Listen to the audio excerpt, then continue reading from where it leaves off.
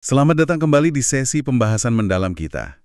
Hari ini kita mau fokus ke bab 2 dari materi yang Anda bagikan. Judulnya Break and Build. Merusak dan membangun ya? Betul. Ini bab yang kayaknya menggali lumayan dalam soal kekuatan, otot, dan gimana sih pemahaman kita soal itu bisa berubah. Mungkin harus berubah malah. Benar sekali. Misi kita kali ini ya membongkar prinsip-prinsip inti di balik pembangunan kekuatan, seperti yang diuraikan di bab ini. Oke. Kita coba lihat lebih jauh dari sekadar cerita-cerita inspiratif atau mitos yang sering kita dengar lah ya. Dan melihat gimana sains modern plus pengalaman nyata nawarin cara pandang yang lebih efektif. Mungkin juga lebih sustainable. Nah, kita mulai dari cerita yang terkenal banget nih. Mungkin Anda juga pernah dengar. Milo dari Kroton sama anak sapinya itu. Ah, iya. Cerita ini kan sering banget dipakai sebagai simbol progresi ya. Gimana kekuatan dibangun setahap demi setahap, hari demi hari? Iya, kisah Milo ini memang parabel klasik soal progresi linear. Gitu ya? Bayangin aja, pemuda angkat anak sapi tiap hari, anak sapinya tumbuh jadi banteng, Milonya jadi orang paling kuat. Cerita yang bagus sih. Cerita bagus, tapi, nah ini, seperti yang ditekankan bab 2 ini, kalau kita telan mentah-mentah buat panduan latihan, wah bisa salah arah. Oh, oke. Ada lapisan pemahaman fisiologis dan strategis yang jauh lebih penting buat kita gali. Oke. Mari kita bedah nih. Jadi, mitos Milo ini kan intinya progresi mulus ya. Angkat lebih berat tiap hari, otomatis jadi lebih kuat. Itu gambarannya, iya. Tapi bab 2 ini, dia merujuk ke sumber kayak Super Training, karya Verkhoshansky, sama Sif itu, langsung bilang kalau secara fisiologis, tubuh kita tuh nggak sesimpel itu kerjanya kan? Tepat sekali. Pertumbuhan kekuatan manusia itu jarang banget sifatnya linear sempurna. Kayak kurva menaik terus gitu, nggak ada henti. Nggak gitu ya? Kenyataannya jauh lebih, bergelombang. Ada yang namanya plato. Plato, oke. Itu yang gimana? Itu kondisi pas kemajuan Anda rasanya berhenti total. Padahal udah ngerasa latihan keras. Ah, sering tuh kejadian. Nah, terus ada diminishing returns. Ini pas usaha ekstra yang Anda lakuin, cuma ngasih peningkatan hasil yang makin kecil dibanding sebelumnya. Makin lama makin sedikit hasilnya ya? Betul. Dan yang paling krusial, maksa progresi absolut tanpa henti, kayak cerita Milo itu ningkatin resiko cedera banget. Wah, bahaya juga ya. Iya, tubuh kita perlu waktu, perlu variasi buat adaptasi secara optimal. Jadi insight penting, yang penting di sini, progresi itu penting, tapi bukan satu-satunya variabel. Oke. Dan jelas nggak sesimpel angkat beban lebih berat tiap hari aja. Sip. Itu poin penting soal batas progresi yang naif tadi. Nah, ini nyambung ke ide kunci lain dari bab 2. Datangnya dari Pavel Tsatsouline di buku Power to the People. Pavel ya? Dia bilang, kalau latihan kekuatan itu, intinya adalah memperoleh keterampilan untuk menghasilkan lebih banyak tensi. Tensi. Bahkan ada rumus simpelnya. Tension sama dengan force. Ketegangan sama dengan gaya. Si Charles Stocking, akademisi dan powerlifter yang jadi fokus di sumber Anda ini, ngerasa ide ini klik banget buat dia. Cocok ya dia? Iya, dia bahkan nemuin resonansinya di gambaran kuno. Misalnya pas Homer deskripsiin kekuatan prajurit yang hilang pas tali ketegangan di tubuh mereka kayak putus gitu. Wah, menarik tuh. Gimana kita pahami ini secara praktis, soal tensi ini? Ini pergeseran paradigma yang fundamental menurut saya. Fokusnya geser. Dari cuma mikir mindahin beban berat, jadi ke menguasai keterampilan internal. Keterampilan ya, bukan cuma otot gede. Betul. Keterampilan buat menghasilkan dan ngelola ketegangan otot secara sadar dan maksimal. Coba pikir gini. 2 orang, mungkin otot bisepnya sama gedenya. Oke. Tapi yang satu bisa angkat lebih berat. Kenapa? Karena dia lebih mahir merintah serat-serat ototnya buat kontraksi barengan dengan tensi yang lebih tinggi. Oh, jadi soal koneksi otak ke otot juga ya? Nah, itu dia. Ini soal efisiensi neuromuskular. Seberapa bagus otak dan sistem saraf Anda ngobrol sama otot. Jadi, insight kedua. Kekuatan bukan cuma soal ukuran otot, tapi juga keterampilan ngelola tensi secara sadar. Dan itu bisa dilatih? Bisa banget dilatih dan ditingkatkan. Skill itu. Oke, jadi kekuatan itu skill menciptakan tensi. Terus gimana hubungannya sama batasan progresi ala Milo tadi? Bab ini kan terus bedain antara progresi linier itu sama konsep namanya periodisasi, atau siklus latihan, atau variasi. Iya, betul. Apa beda mendasarnya? Kenapa ini penting? Oke, progresi linier, kayak Milo tadi, itu idenya kan nambah beban atau volume terus-terusan, tanpa henti. Maju terus pokoknya. Nah, sementara periodisasi, Ini konsep yang banyak dipelopori ilmuwan olahraga Soviet dulu, kayak Leonid Matveyev. Dia analisis log latihan atlet-atlet elit bertahun-tahun. Oh, riset beneran ya? Iya, ini pendekatan yang jauh lebih strategis. Matveyev lihat pola, atlet terbaik itu nggak latihan dengan intensitas maksimal terus panjang waktu. Oh ya, gimana dong? Mereka pakai siklus terencana. Ada periode latihan berat, terus diikuti periode latihan yang lebih ringan, atau fokusnya ke aspek lain. Baru nanti balik lagi ke intensitas tinggi. Intinya, variasi yang terstruktur. Jadi naik turun gitu ya? Betul. Matveyev sadar kalau atlet justru capai puncak performa setelah periode di mana mereka sengaja mundur dikit buat pemulihan, bukan malah maksain diri terus sampai ambruk. Menarik.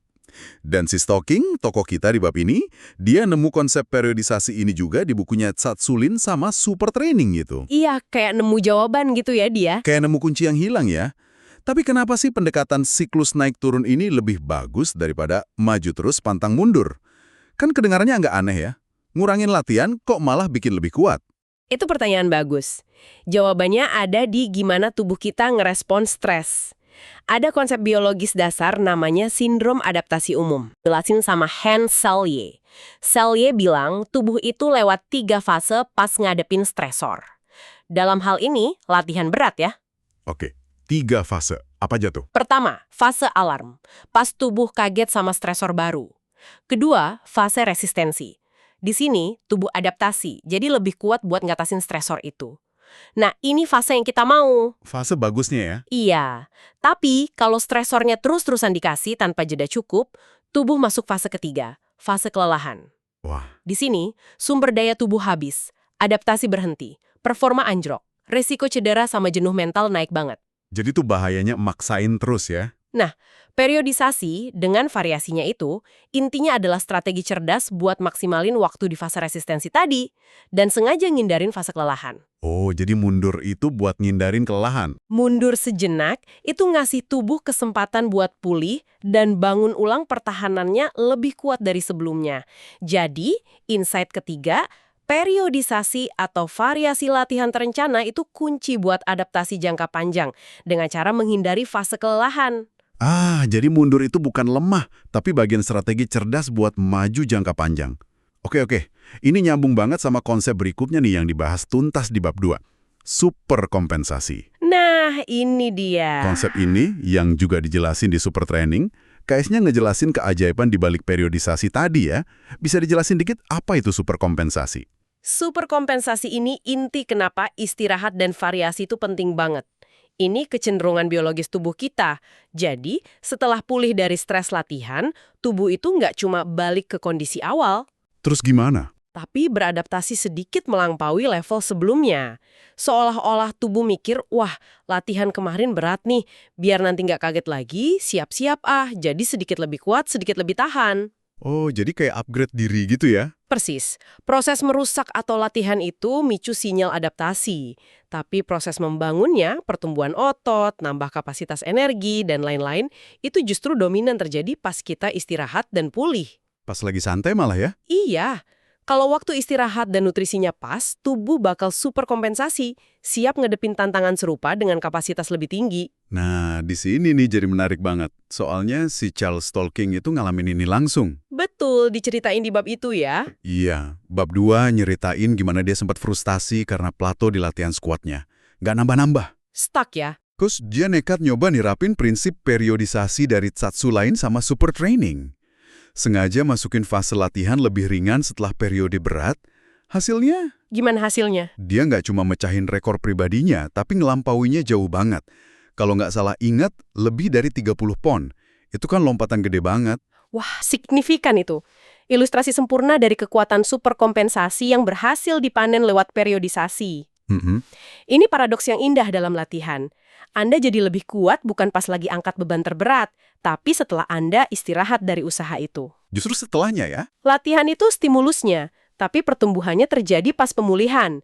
Pas super kompensasi ini terjadi, beban yang tadinya maksimal bisa jadi terasa lebih ringan di sesi berikutnya. Stocking bahkan ngehubungin perasaan dapat kekuatan ekstra pas momen puncak ini sama konsep Kratos di Iliadnya Homer. Kekuatan heroik yang kayak anugerah ilahi. Wah, dalam juga ya. Secara fisiologis, ya mungkin itu manifestasi puncak dari superkompensasi yang berhasil dicapai. Jadi, insight keempat, pertumbuhan kekuatan sejati itu terjadi pas istirahat lewat mekanisme superkompensasi yang bisa dioptimalkan dengan periodisasi. Luar biasa. Jadi kita udah punya nih, progresi yang terbatas, kekuatan sebagai skill tensi, periodisasi sebagai strategi, dan superkompensasi sebagai mekanisme di baliknya. Lengkap ya? Nah, bab ini juga bawa kita balik ke pengalaman stalking yang lain. Kali ini setelah dia cedera punggung. Oh, soal cederanya ya? Iya, dia pakai pemahamannya soal kekuatan adalah tensi, ini buat pemulihan dan pencegahan. Gimana tuh aplikasinya? Lemah gitu. Iya, atau mungkin karena terlalu banyak duduk atau postur tertentu jadi nggak aktif.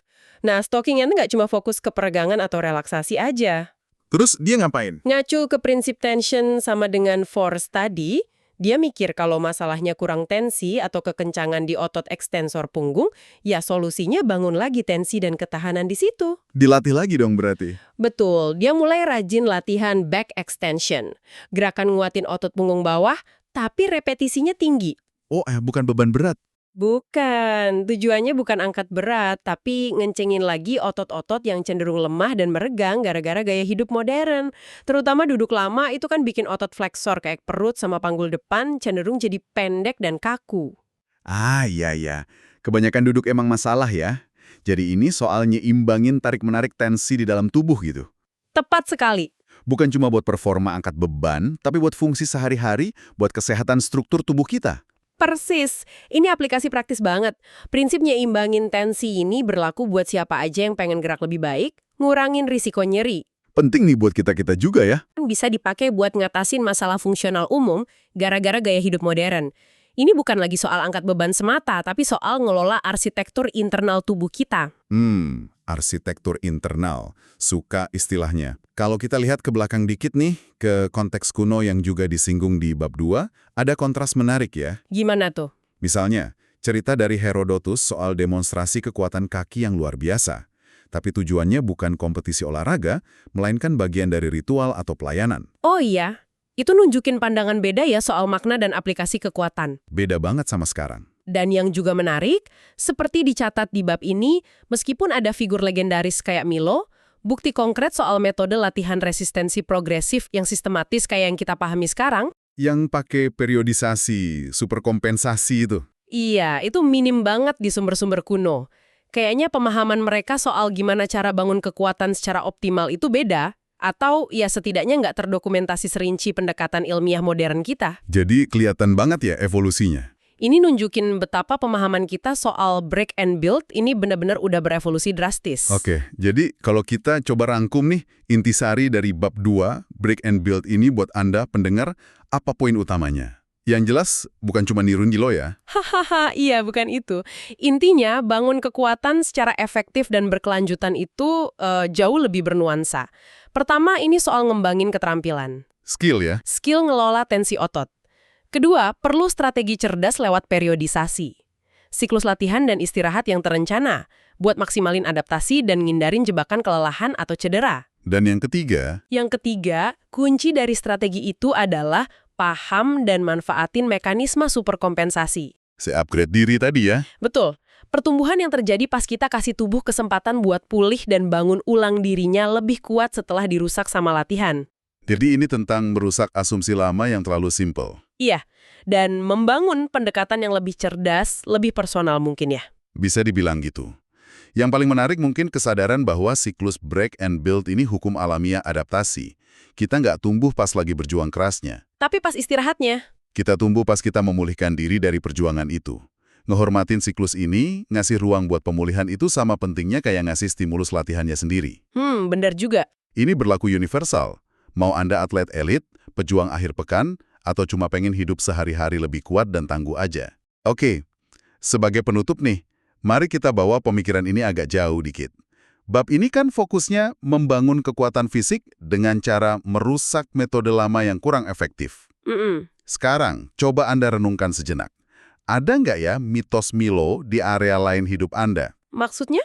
Iya, keyakinan lama, kebiasaan, atau cara mikir soal kemampuan Anda entah di kerjaan, hubungan, pas belajar, yang mungkin sebenarnya ngebatasin kemajuan Anda.